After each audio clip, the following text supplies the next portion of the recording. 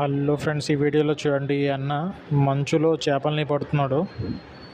చూడండి, మొత్తం మంచు మొత్తం గడ్డగట్టుకుపోయింది. చూద్దాం చేపలు దొరుకుతాయేమో. వావ్, అసలు మంచులో చేపలు దొరకడం అసలు అద్భుతం. ఇది చూడండి, అన్న బహుశా ఫ్రెష్గా ఉంది చేప. వండుతున్నాడు అన్న, నీట్గా కడిగేసి. చూడండి, నీట్గా నిమ్మకాయలని పిండేసి బాబోయ్ చూస్తుంటే నోరు ఊరుతుంది. అరిటాకు పెడుతున్నాడు. అంతా న్యాచురల్గా ఉందన్నమాట. సూపర్ సూపర్ భయ్యా.